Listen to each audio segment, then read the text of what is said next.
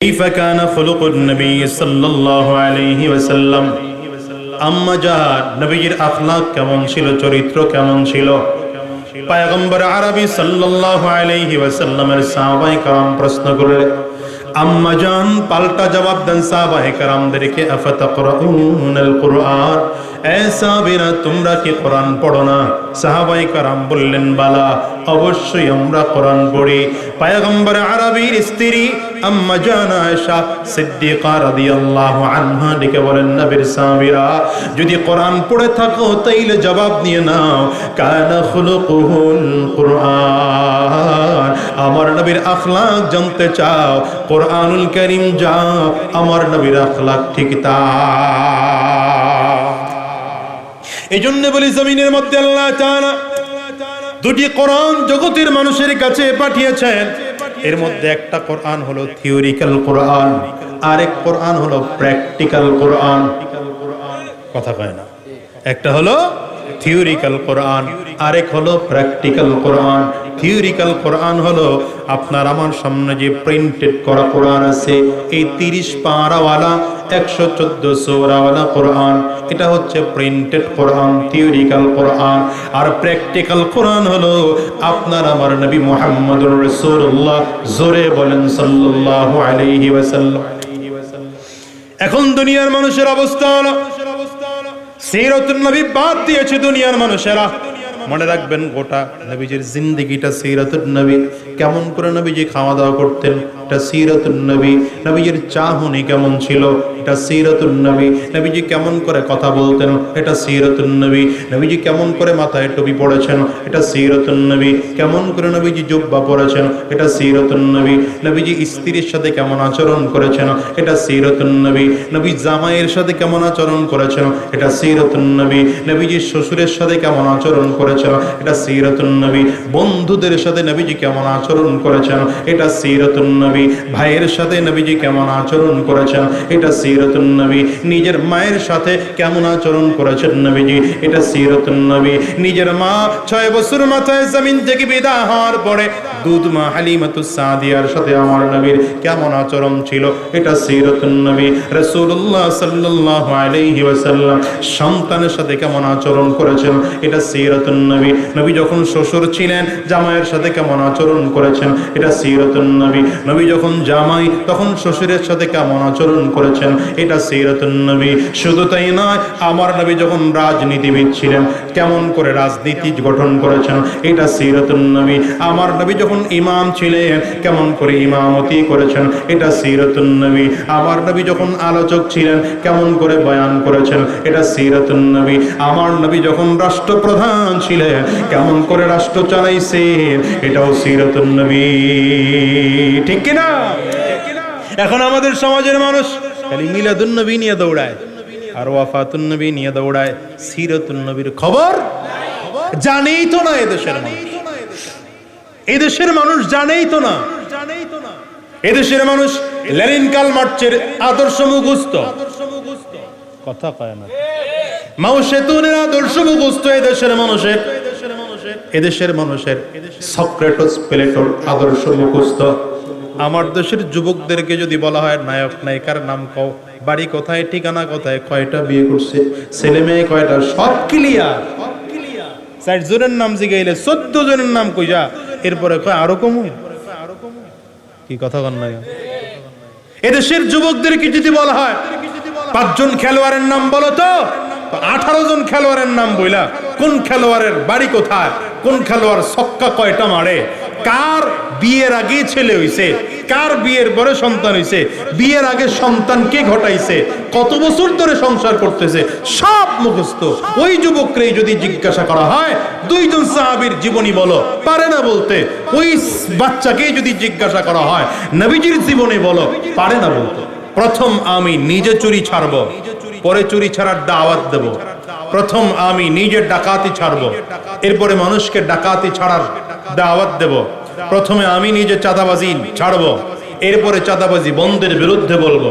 প্রথমে আমি নিজে দুর্নীতি মুক্ত থাকবো, এরপরে সমাজকে দুর্নীতি মুক্ত করার ফিকির করব।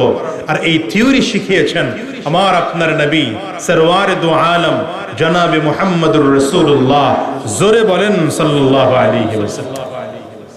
রাসূলুল্লাহ সাল্লাল্লাহু আলাইহি ওয়াসাল্লামের সিরাত প্রত্যেকটা মানুষের জন্য পালনীয়। আমাদের সমাজের একদল মানুষ আছে, এরা মূল কাজ ছেড়ে দিয়েছে, এই কারণে এলোমেলো দিকে দৌড়ায়। নবীজি সাল্লাল্লাহু আলাইহি ওয়াসাল্লামের বিষয়ে আলোচনা যেহেতু আসছে, মাঝখান দিয়ে ছোট্ট কথা বলে দেই। রাসূলুল্লাহ সাল্লাল্লাহু আলাইহি ওয়াসাল্লামের গোটা জিন্দেগিটা 3 ভাগে ভাগ করা যায়। বলেন কয় ভাগে? একটু কথা বললেন, কয় ভাগে? এর মধ্যে প্রথম ভাগ মিলাদুন নবী সাল্লাল্লাহু আলাইহি ওয়াসাল্লাম। সহজ বাংলায় নাম মনে রাখেন, নবীজির জন্ম। বলেন নবীজির, জোরে বলেন নবীজির। আরবিটা কি? আরবিটা মনে রাখবেন, তাইলে আমার কথা বুঝতে সহজ হবে। এই থিওরি যদি আপনার আমার মধ্যে ঢুকে যায়, তাহলে ঝামেলা থাকে না, দ্বন্দ্ব থাকে না, ফিতনা থাকে না, ফাসাদ হাসাদ থাকে না। নবীজির পুরো জীবনটাকে আমরা কয় ভাগে ভাগ করব? প্রথম ভাগের নাম কি? মিলাদুন নবী। বলেন প্রথম ভাগের নাম কি? দ্বিতীয় ভাগের নাম সিরাতুন নবী। বলেন, আবারও বলেন সিরাতুন নবী। তৃতীয় ভাগের নাম ওয়াফাতুন নবী। বলেন তৃতীয় ভাগের নাম কি? এবার আবার আপনাদেরকে মনে করায় দেই। প্রথম ভাগের নাম মিলাদুন নবী, দ্বিতীয় ভাগের নাম সিরাতুন নবী, তৃতীয় ভাগের নাম ওয়াফাতুন নবী। মাশাআল্লাহ। বাংলা নাম মনে রাখেন, মিলাদুন নবী মানে হলো নবীজির জন্ম। বলেন নবীজির, জোরে বলেন না। দ্বিতীয় নম্বর সিরাতুন নবী মানে হচ্ছে নবীজির জীবন আদর্শ। বলেন নবীজির জীবন আদর্শ। তৃতীয় ভাগ ওয়াফাতুন নবী, নবীজির ইন্তেকাল। বলেন নবীজির ইন্তেকাল। এবার আরেকটু সহজে বুঝাই, 3টা জিনিস ক্লিয়ার হলে মিলাদুন নবী, নবীজির জন্ম। বলেন তো নবীজির জন্ম কয় দিনের ব্যাপার? কয় দিনের? এই যে মাশাআল্লাহ সচেতন। কয় দিনের? না 1 বছরের, 10 বছরের, 20 বছরের? মিলাদুন নবী কয় দিনের? 1 দিনের। ওয়াফাতুন নবী, নবীজির ইন্তেকাল, এটা কয় দিনের ঘটনা? 1 দিন। আচ্ছা আমি আবার একটু সহজে বুঝাই। তাহলে মিলাদুন নবী আর ওয়াফাতুন নবী টোটাল 1 দিন 1 দিন 2 দিনের ব্যাপার। কি কথা বলেন না? সিরাতুন নবী 63 বছরের হায়াতের জিন্দেগি, পুরোটাই সিরাতুন নবী। বুঝতেছেন কিনা? এবার আসেন, মিলাদুন নবী পালন করা যায় কিনা, ওয়াফাতুন নবী পালন করা যায় কিনা, এটা আগে বুঝেন। এই যে ইসলামে জন্মবার্ষিকী, মৃত্যুবার্ষিকী পালন করা শরীয়তে কোনো আহকাম নাই, শরীয়তের বিধান নাই। আমাদের দেশে এখন জন্মবার্ষিকীতে কেক কাটা হয় না, কথা কয় না। এরপরে বছরে 1 দিন বাবার জন্য দোয়া। কবে মারা গেছে তার ছেলে, তার বাবা, ছেলে মসজিদে আজকে জুমার দিন গেল, ইমাম সাহেবের কাছে চিঠি লিখে দিয়েছে আজকে আমার বাবার মৃত্যুবার্ষিকী, এই জন্য দোয়া চাই। ইসলাম এটাকেও সমর্থন করে না। কেন? রাসূলুল্লাহ সাল্লাল্লাহু আলাইহি ওয়াসাল্লামের জন্মবার্ষিকী আর মৃত্যুবার্ষিকী চাইলে জন্মের মতো জন্ম কেউ গ্রহণ করতে পারবে না। আচ্ছা বলেন তো, আমার নবী যেই পদ্ধতিতে জন্মগ্রহণ করেছেন, গোটা দুনিয়ার মানুষ চাইলেও এই পদ্ধতিতে জন্মগ্রহণ করা সম্ভব? নবীজি সাল্লাল্লাহু আলাইহি ওয়াসাল্লাম জন্মগ্রহণ করেছেন কিভাবে? নবীজির মা আমেনা বলেন, আমার সন্তান যে আমার গর্ভে, অন্যান্য মায়েদের গর্ভে সন্তান থাকলে অনুভূতি হয়, আমার গর্ভে যে কোনো সন্তান আছে, আমার মধ্যে কোনো অনুভূতি তৈরি হয়নি। আচ্ছা এটা কি দুনিয়ার কোনো মানুষের দ্বারা সম্ভব? দ্বিতীয় নম্বর, নবীজির মা আমেনা বলেন, মুহাম্মদ সাল্লাল্লাহু আলাইহি ওয়াসাল্লাম, পড়েন, সাল্লাল্লাহু আলাইহি ওয়াসাল্লাম যখন জন্মগ্রহণ করেছেন, জন্মগ্রহণের সময় একজন মায়ের যেই পরিমাণ কষ্ট হয়, নবীজির মা আমেনা বলেন আমার মধ্যে এমন কোনো কষ্টই অনুভূতি হয় নাই। আচ্ছা এই পদ্ধতিতে দুনিয়াতে কার জন্মগ্রহণ করা সম্ভব? নবীজির মা আমেনা বলেন, নবী আলাইহিস সালাতু ওয়াস সালাম যখন জমিনে আসছেন, জমিনে আসার পরে নবীজির সিনা থেকে আলো বের হয়েছে। এই আলোর এত পাওয়ার ছিল, আলোর মধ্যে রোম, কায়সার, মিশর, এই এলাকার বড় বড় বিল্ডিং গুলো এই আলোর মধ্যে দেখা দিয়েছে। এই পদ্ধতিতে কার জন্মগ্রহণ করা সম্ভব? সম্ভব না। কথা বলেন না, সম্ভব? সম্ভব না। এরপরে আসেন নবীজি সাল্লাল্লাহু আলাইহি ওয়াসাল্লাম জন্মগ্রহণের সময় নাভি কাটা অবস্থায় জন্মগ্রহণ করেছেন। এটা দুনিয়ার অন্য কার দ্বারা জন্মগ্রহণ করা সম্ভব? সম্ভব না। রাসূলুল্লাহ সাল্লাল্লাহু আলাইহি ওয়াসাল্লাম জন্মের সময় খাতনা অবস্থায় জন্মগ্রহণ করেছেন। কার দ্বারা এটা জন্মগ্রহণ করা সম্ভব? সম্ভব নয়। রাসূলুল্লাহ সাল্লাল্লাহু আলাইহি ওয়াসাল্লাম জন্মগ্রহণের সময় নবীজির সতর ঢাকা ছিল, নাভির উপর থেকে শুরু করে হাঁটুর নিচ পর্যন্ত আমার রাসূলুল্লাহ সাল্লাল্লাহু আলাইহি ওয়াসাল্লামের সতর ঢাকা অবস্থায় জন্মগ্রহণ করেছেন। দুনিয়ার কার দ্বারা সম্ভব? রাসূলুল্লাহ সাল্লাল্লাহু আলাইহি ওয়াসাল্লাম জন্মগ্রহণ করার পরেই অবয়ব আকৃতি এমন ছিল, নাক আর কপালটা জমিনে, হাতটা জমিনে এমন ভাবে রেখেছেন মনে হয় যে নবীজি সাল্লাল্লাহু আলাইহি ওয়াসাল্লাম সাজদার মধ্যে আছেন। আচ্ছা বলেন, এই পদ্ধতিতে দুনিয়ার কোন সন্তানের জন্মগ্রহণ করা সম্ভব? সম্ভব না, ঠিক না বেঠিক? তাহলে নবীজি সাল্লাল্লাহু আলাইহি ওয়াসাল্লাম যেই পদ্ধতিতে যেই ভাবে জন্মগ্রহণ করেছেন, দুনিয়ার কারো দ্বারা ওই একই পদ্ধতিতে জন্মগ্রহণ করা সম্ভব নয়। এবার আসেন ওয়াফাতুন নবী। নবীজি যখন ইন্তেকাল করবেন, নবী আলাইহিস সালাতু ওয়াস সালাম বসে আছেন, নবীজির ডান সাইডে পানির পাত্র দেওয়া হলো, নবীজি বারবার করে চেহারা মুছতেছেন। শুধু তাই না, আজরাইল আলাইহিস সালাতু ওয়াস সালাম এসে নবীজির কাছে অনুমতি চাইতেছেন। জিবরিল আমিন 3 দিন ধরে আমার নবীর কাছে বসা। আচ্ছা বলেন, আপনার আমার মধ্যে এখানে এমন কে আছেন যার ইন্তেকালের 3 দিন আগ থেকে জিবরিল আমার আপনার সামনে বসে থাকবেন? শুধু তাই না, আজরাইল আলাইহিস সালাতু ওয়াস সালাম নবীজির সামনে বসে বললেন, পয়গম্বর, আল্লাহ তাআলা আপনার সাক্ষাতের অপেক্ষায় আছে, তবে আল্লাহ বলেছেন যদি আপনি চান তো আপনার জান কবজ করা হবে, আর আপনি যদি না চান তো আপনাকে জমিনে রেখে দেওয়া হবে। রাসূলুল্লাহ সাল্লাল্লাহু আলাইহি ওয়াসাল্লামের কাছে আজরাইল অনুমতি চেয়েছেন জান কবজ করার জন্য। আপনার আমার কার কাছে অনুমতি চাবেন? কথা বলেন না।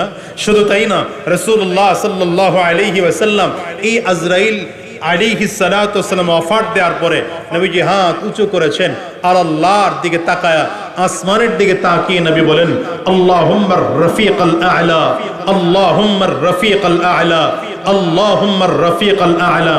3 বার বলে রাসূলুল্লাহ সাল্লাল্লাহু আলাইহি ওয়াসাল্লামের হাত জমিনের মধ্যে পড়ে যায়, নবীজি জমিন থেকে বিদায় হয়ে যান, ইন্তেকাল করেন। বলেন, এই পদ্ধতিতে দুনিয়ায় কারো দ্বারা ইন্তেকাল করা সম্ভব? এই জন্য ইসলামের থিওরি, আহলুস সুন্নাত ওয়াল জামাতের আকীদা হচ্ছে, কথা হচ্ছে মিলাদুন নবী আর ওয়াফাতুন নবী জানার বিষয় কিন্তু মানার বিষয় না। জানার বিষয় কিন্তু মানার, বুঝে না কথা, জানার বিষয় কিন্তু মানার বিষয় না, মানা যায়ও না। কিন্তু রাসূলুল্লাহ সাল্লাল্লাহু আলাইহি ওয়াসাল্লাম খাওয়া দাওয়া করেছেন কিভাবে, চাইলে একজন মানুষ পালন করতে পারে না? পারে না? এটা তো সিরাতুন নবী। নবীজি সাল্লাল্লাহু আলাইহি ওয়াসাল্লাম ইস্তেনজায় কিভাবে গিয়েছেন, এই পদ্ধতিতে আমি আপনি চাইলে ইস্তেনজায় যেতে পারবো কি পারবো না?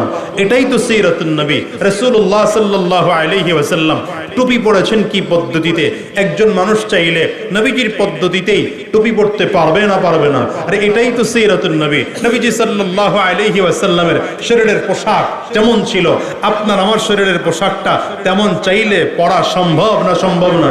এটাই তো সিরাতুন নবী। রাসূলুল্লাহ সাল্লাল্লাহু আলাইহি ওয়াসাল্লাম হাতের নখগুলো কিভাবে কাটতেন, পায়ের নখগুলো কিভাবে কাটতেন, মাথার চুল কিভাবে কাটতেন, নবীজি সাল্লাল্লাহু আলাইহি ওয়াসাল্লামের সেই পদ্ধতি অনুযায়ী পায়ের নখ, হাতের নখ, মাথার চুলগুলো এখনো কাটা সম্ভব না? সম্ভব না। আরে এটাই তো সিরাতুন নবী। এইজন্য বলি রাসূলুল্লাহ সাল্লাল্লাহু আলাইহি ওয়াসাল্লামের জন্ম থেকে আরম্ভ করে ইন্তেকাল পর্যন্ত গোটা জিন্দেগিটা নবীজির সিরাতুন নবী। এইজন্য মিলাদুন নবী, ওয়াফাতুন নবী জানার বিষয়, তবে মানার বিষয় নয়। মানা যায়ও না, কিন্তু সিরাতুন নবী জানারও বিষয়, মানারও বিষয়। শুধু মানার বিষয় নয়, মানুষ জান্নাতে যাবে না জাহান্নামে যাবে, এটা নির্ভর করে নবীজির সিরত মানার উপরে। যদি আমার নবীর সিরতকেও মেনেছে তো সে জান্নাতি, যে সিরত মানে নাই তো সে জাহান্নামী। গোটা হাদিসগুলো আমার নবীর সিরত, গোটা সুন্নাহগুলো আমার নবীর সিরত, গোটা কোরআনটা আমার নবীর সিরত। কথা কয় না? গোটা কোরআনটা সাহাবায়ে কেরামদের জামাত নবীজির ইন্তেকালের পরে আম্মা জানা আয়েশা সিদ্দিকা রাদিয়াল্লাহু আনহার কাছে গিয়ে প্রশ্ন করেন, কাইফা কানা খুলুকুন নবী সাল্লাল্লাহু আলাইহি ওয়াসাল্লাম, কাইফা কানা খুলুকুন নবী সাল্লাল্লাহু আলাইহি ওয়াসাল্লাম, আম্মা জান নবীর আখলাক কেমন ছিল, চরিত্র কেমন ছিল? পয়গম্বর আরবি সাল্লাল্লাহু আলাইহি ওয়াসাল্লামের সাহাবায়ে کرام প্রশ্ন করলেন, আম্মা জান পাল্টা জবাব দেন সাহাবায়ে کرامদেরকে, আফাতাকরাউনাল কুরআন, এ সাহাবীরা তোমরা কি কোরআন পড়ো না? সাহাবায়ে کرام বললেন, বালা, অবশ্যই আমরা কোরআন পড়ি। পয়গম্বর আরবির স্ত্রী আম্মা জান আয়েশা সিদ্দিকা রাদিয়াল্লাহু আনহা ডেকে বলেন, নবীর সাহাবীরা যদি কোরআন পড়ে থাকো তাইলে জবাব নিয়ে নাও, কানা খুলুকুল কুরআন, আমার নবীর আখলাক জানতে চাও, কুরআনুল কারীম যা আমার নবীর আখলাক ঠিক তা। এজন্য বলি জমিনের মধ্যে আল্লাহ তাআলা দুটি কোরআন জগতের মানুষের কাছে পাঠিয়েছেন। এর মধ্যে একটা কোরআন হলো থিওরিক্যাল কোরআন, আরেক কোরআন হলো প্র্যাকটিক্যাল কোরআন। কথা কয় না? একটা হলো থিওরিক্যাল কোরআন, আরেক হলো প্র্যাকটিক্যাল কোরআন।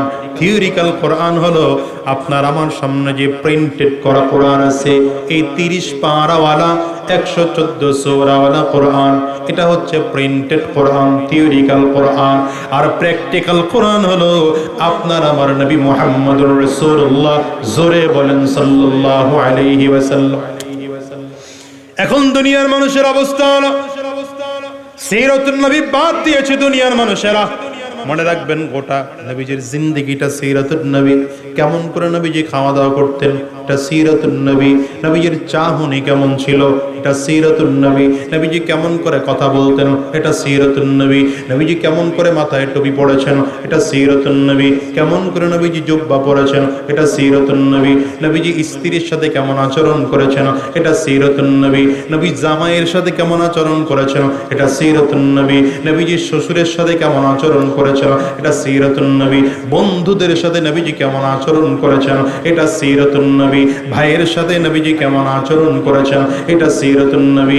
নিজের মায়ের সাথে কেমন আচরণ করেছেন নবীজি, এটা সিরাতুন নবী। নিজের মা 6 বছর মাথায় জমিন থেকে বিদায় হওয়ার পরে দুধ মা হালিমাতুস সাদিয়ার সাথে আমার নবীর কেমন আচরণ ছিল, এটা সিরাতুন নবী। রাসূলুল্লাহ সাল্লাল্লাহু আলাইহি ওয়াসাল্লাম সন্তানের সাথে কেমন আচরণ করেছেন, এটা সিরাতুন নবী। নবী যখন শ্বশুর ছিলেন, জামাইয়ের সাথে কেমন আচরণ করেছেন, এটা সিরাতুন নবী। নবী যখন জামাই, তখন শ্বশুরের সাথে কেমন আচরণ করেছেন, এটা সিরাতুন নবী।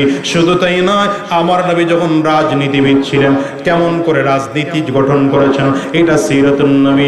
আমার নবী যখন ইমাম ছিলেন, কেমন করে ইমামতি করেছেন, এটা সিরাতুন নবী। আমার নবী যখন আলোচক ছিলেন, কেমন করে বয়ান করেছেন, এটা সিরাতুন নবী। আমার নবী যখন রাষ্ট্রপ্রধান ছিলেন, কেমন করে রাষ্ট্র চালাইছেন, এটাও সিরাতুন নবী। ঠিক কিনা? এখন আমাদের সমাজের মানুষ খালি মিলাদুন নবী নিয়ে দৌড়ায় আর ওয়াফাতুন নবী নিয়ে দৌড়ায়, সিরাতুন নবীর খবর জানেই তো না। এদেশের মানুষ জানেই তো না। এদেশের মানুষ লেনিন কার্ল মার্ক্সের আদর্শ মুখস্থ, কথা কয় না। মাও সেতুনের আদর্শ মুখস্থ এদেশের মানুষের। এদেশের মানুষের সক্রেটিস প্লেটোর আদর্শ মুখস্থ। আমার দেশের যুবকদেরকে যদি বলা হয় নায়ক নায়িকার নাম কও, বাড়ি কোথায়, ঠিকানা কোথায়, কয়টা বিয়ে করছে, ছেলে মেয়ে কয়টা, সব ক্লিয়ার। 60 জনের নাম জিগাইলে 14 জনের নাম কইয়া, এরপরে কয় আরো কম। কি কথা কন না? এদেশের যুবকদেরকে যদি বলা হয় 5 জন খেলোয়াড়ের নাম বলো তো, 18 জন খেলোয়াড়ের নাম বইলা কোন খেলোয়াড়ের বাড়ি কোথায়, কোন খেলোয়াড় ছক্কা কয়টা মারে, কার বিয়ের আগে ছেলে হইছে, কার বিয়ের পরে সন্তান হইছে, বিয়ের আগে সন্তান কে ঘটাইছে, কত বছর ধরে সংসার করতেছে, সব মুখস্থ।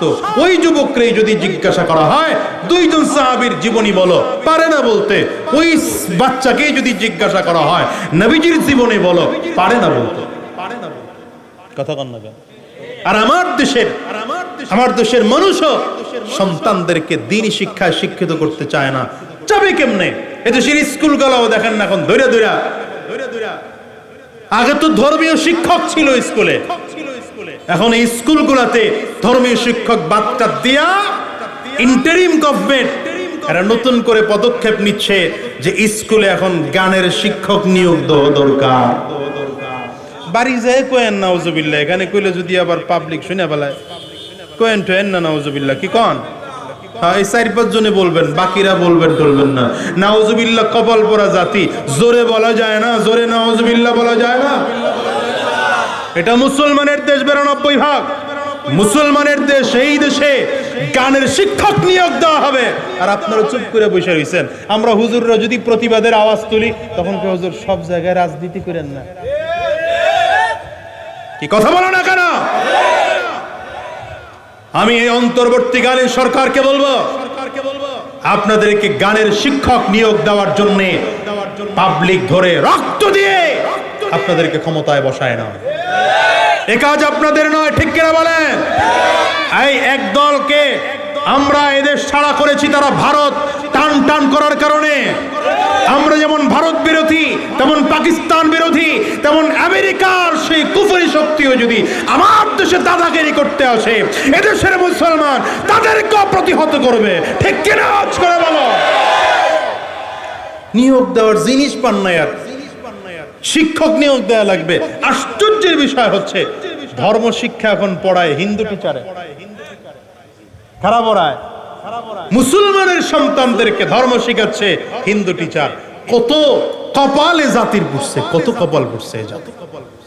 আর এই কথা আমরা হুজুররা বলতে পারি না। আরে ভাই, এটা 92 ভাগ মুসলমানের দেশ। এখানে 65 লক্ষ মাত্র কি বলে আপনার স্কুল আছে, প্রাথমিক বিদ্যালয়। এই প্রাথমিক বিদ্যালয়গুলোকে 65,000 প্রাথমিক বিদ্যালয়ে যদি শিক্ষক নিয়োগ দিতেই হয়, গানের শিক্ষক নয়, পারলে ধর্মীয় শিক্ষক নিয়োগ দিন, যারা দিন শিখাবে, আদর্শ শিখাবে, নীতি শিখাবে, নৈতিকতা শিখাবে। আমার সন্তানগুলো আদর্শবান হবে, চুরি শিখবে না, ডাকাতি শিখবে না, খুন শিখবে না, ধর্ষণ শিখবে না, লম্পট শিখবে না, ঠিক কিনা? আওয়াজ করে বলে।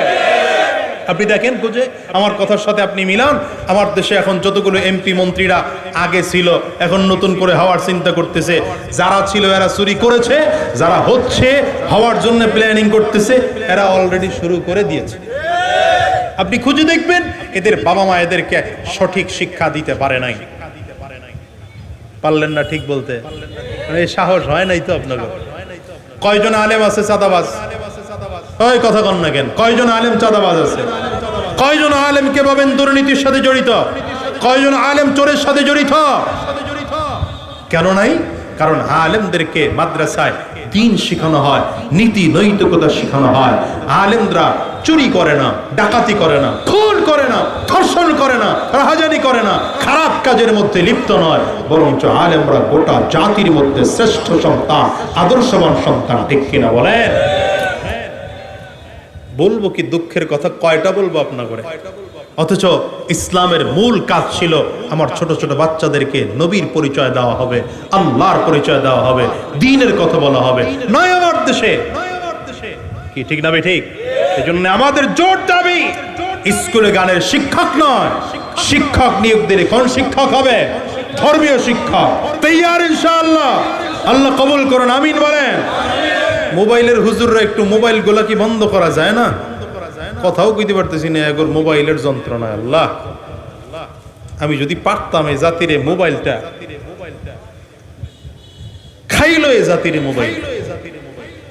ভাইরা আমার, তো রাসূলুল্লাহ সাল্লাল্লাহু আলাইহি ওয়াসাল্লাম কি শিখিয়েছেন জাতিকে? দেখেন, নবুয়ত প্রাপ্তির 10 বছর পরে নামাজ ফরজ হয়েছে। জানেন কত বছর পর? বলেন না, কত বছর পর? মুখ বন্ধ করে বয়ে থাকেন, মুখ খোলা যায় না। কয় বছর পর? হ্যাঁ, আরো জোরে কম, কয় বছর পর? এই 10 বছর নবীজি উম্মতকে কি শিক্ষা দিয়েছেন দেখেন। মদিনায় যাওয়ার আগে ইসলামের ফরজ বিধান নাজিল হয় নাই। রোজা ফরজ হয়েছে মক্কায় না মদিনায়? খবরই নাই এ জাতির।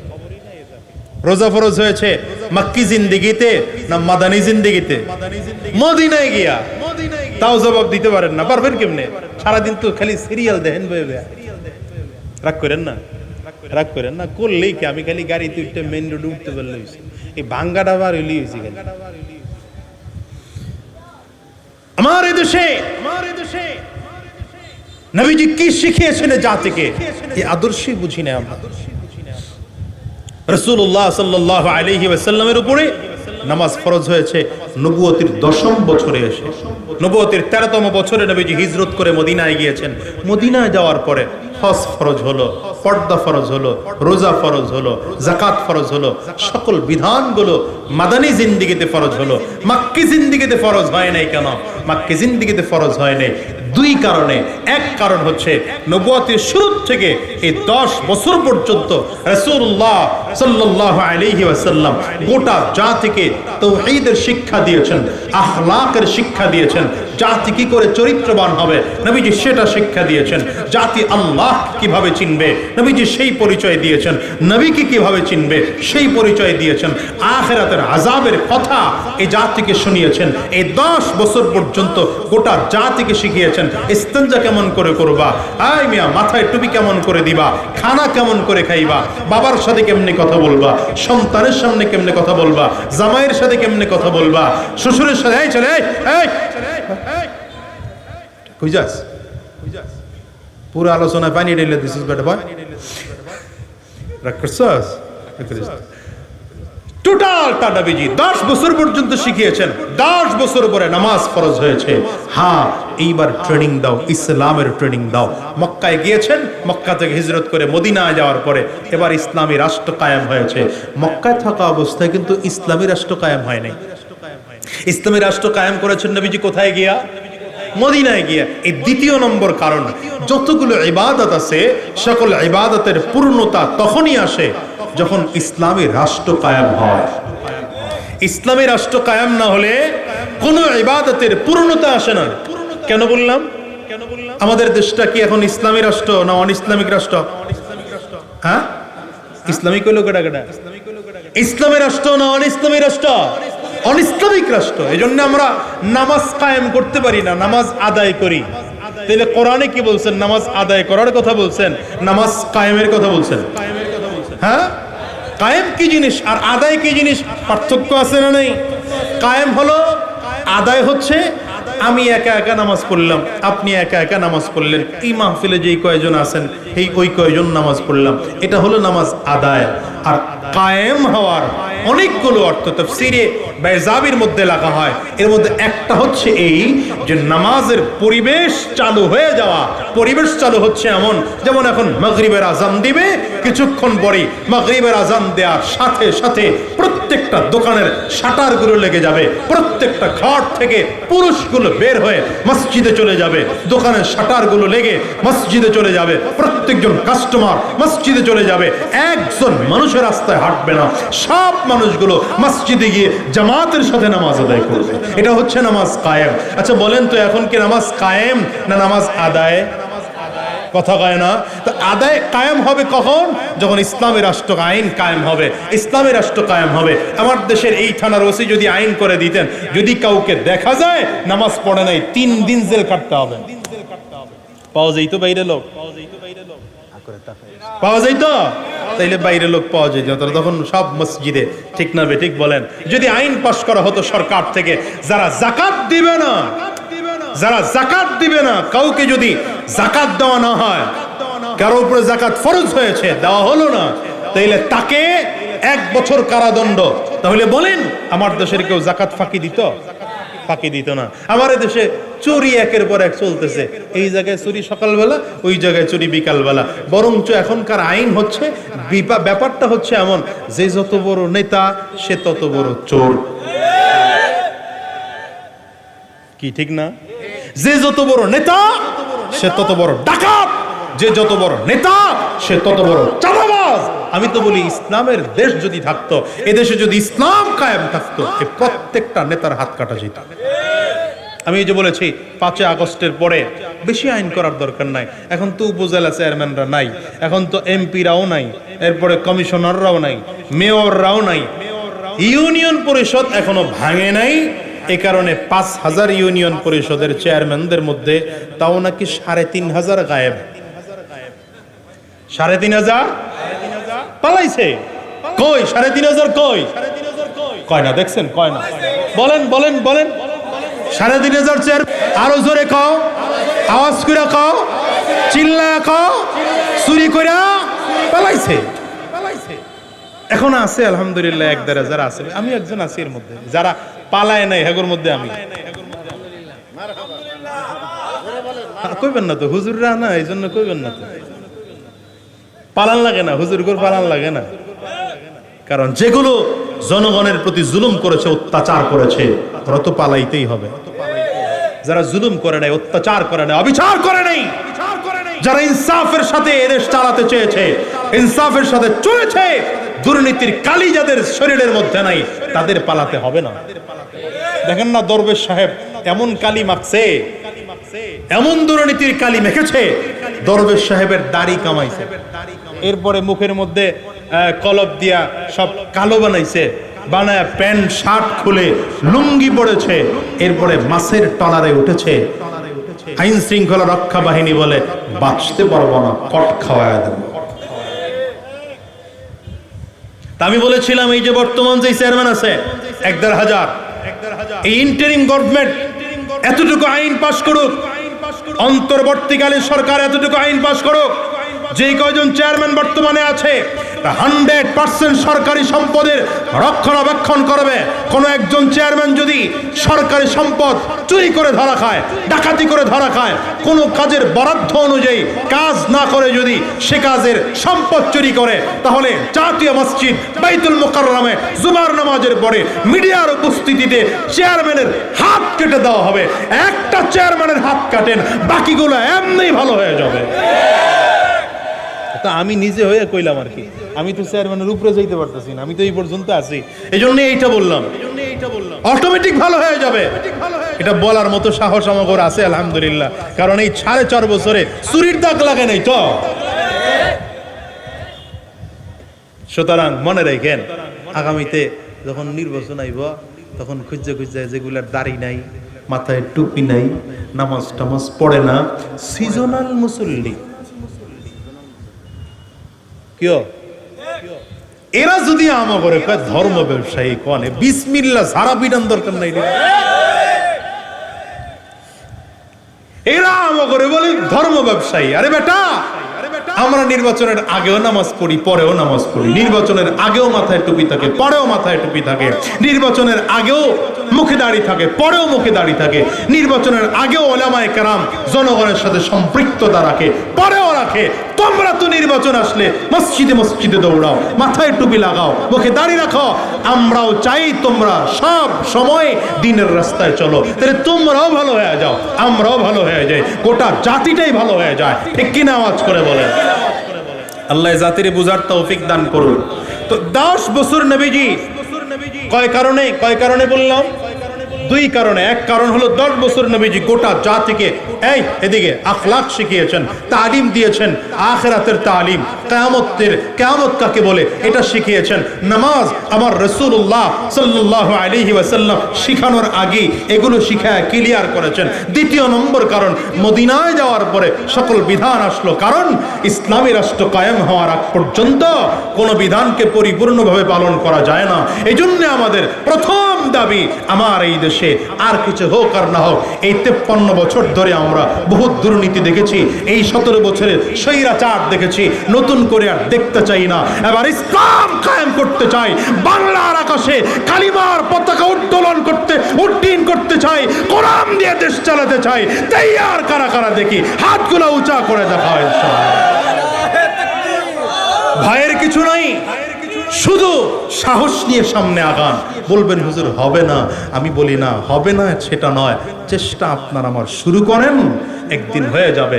আজ থেকে 1450 বছর আগে ইতিহাস দেখেন না, রাসূলুল্লাহ একা, বলেন না নবীজি ওই হেরা গুহাতে যেদিন নবীজি ওহী প্রাপ্ত হলেন, কোরআনের আয়াত নাজিল হলো, তখন নবীজির সাথে কয়জন ছিল বলেন না?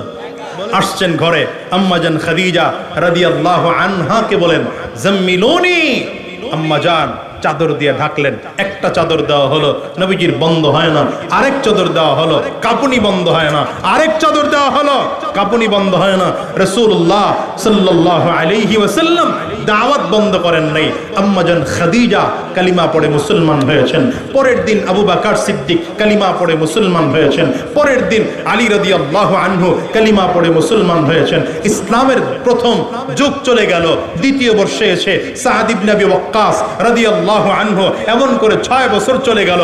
6 বছর বসে মুসলমানের সংখ্যা মাত্র 40 জন অমুসলমান। শুধু তাই না, এরপরে নবীজি হিজরত করে চলে গেলেন বদরের প্রান্তরে। মাত্র হাতে গোনা 313 জন সাহাবী চলে গেলেন উহুদের ময়দানে। হাতে গোনা 1000 সাহাবী চলে গেলেন খন্দকের ময়দানে। হাতে গোনা 3000 সাহাবী অমুসলমান চলে গেলেন মুতার প্রান্তরে। মক্কা বিজয় করেছেন 10,000 সাহাবী। কিন্তু যেদিন নবীজি বিদায় হজের ভাষণে আমার নবী বিদায় ভাষণ দিচ্ছিলেন, সেই দিন নবীজির সামনে 1.25 লক্ষ সাহাবী, দুনিয়ার মুসলমান। ইসলাম ছোট, রাসূলুল্লাহ সাল্লাল্লাহু আলাইহি ওয়াসাল্লাম নিজেই বলেন আল ইসলামু বাদাআ গরীবান ওয়া সায়াউদু কামা বাদাআ গরীবা। ইসলাম তো ছোট আকারে জমিনে শুরু হয়েছে, আবার ইসলাম এক সময় ছোটই হয়ে যাবে।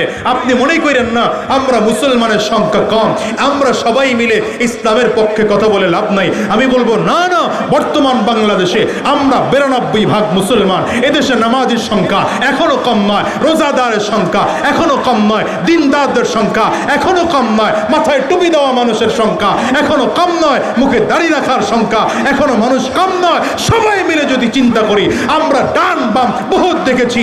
এবার আমরা আর দুনিয়ার এই প্লেটো, অ্যারিস্টটল, এদের সক্রেটস, এদের আদর্শ দিয়া দুনিয়া চালাতে চাই না। এবার মুহাম্মদুর রাসূলুল্লাহ আদর্শ দিয়া, কোরআন দিয়া দেশ চালাতে চাই।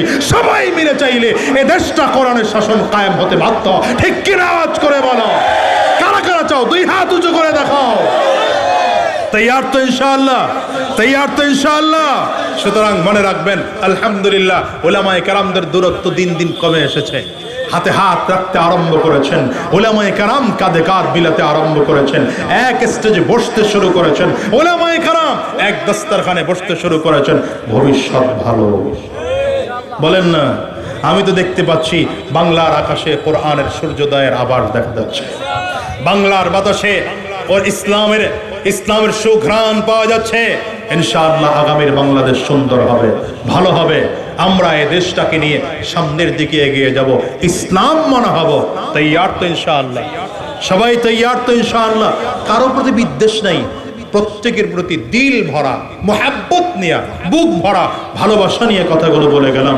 প্রিয় ভাই মুসলমান বন্ধুগণ, আসুন রাসূলুল্লাহ সাল্লাল্লাহু আলাইহি ওয়াসাল্লামের সুন্নাহ অনুযায়ী যেমন করে আপনারা বিবাহ সন্তান দেন, সন্তান বিবাহ করান, নিজেও বিয়ে করার সময় নবীজির সুন্নাহ খুঁজেন, আবার নামাজ পড়ার সময় যেমন নবীজির সুন্নাহ খুঁজেন, রোজা রাখার সময় যেমন নবীজির সুন্নাহ খুঁজেন, যাকাত দেওয়ার সময় যেমন নবীজির সুন্নাহ খুঁজেন, ঠিক তেমনি ভাবে রাজনীতি করার সময়ও নবীজির আদর্শ আর সুন্নাহ অনুযায়ী রাজনীতি করতে চাই। তৈয়ার তো ইনশাআল্লাহ? দেখি কারা কারা তৈয়ার। আল্লাহ কবুল করুন, আমিন বলেন। জোরে চিল্লা আমিন বলেন। আল্লাহ আমাদেরকে নবীজির আদর্শ অনুযায়ী গোটা জিন্দেগি, পারিবারিক জীবন, রাষ্ট্রীয় জীবন, সিরত সৌরত, লিবাস পোশাক, আচার ব্যবহার, কথাবার্তা, লেনদেন, আল্লাহ সবগুলো করার তৌফিক দান করুন, বলেন আমিন। আর আমার প্রিয় ভাই মৌলানা মাসুম বিল্লাহ ইলিয়াস, আর কই ইয়াসিন মাহমুদ বরকতুল্লাহ কই? হ্যাঁ, আমরা এরা মাদ্রাসাটা করছে। মাদ্রাসা আপনারা খুশি না বেজার? না, খুশির আওয়াজ ভালো হয় না। খুশি না বেজার? খুশি, মাশাআল্লাহ। এই মাদ্রাসায় পরামর্শ দিবেন, মেধা দিবেন,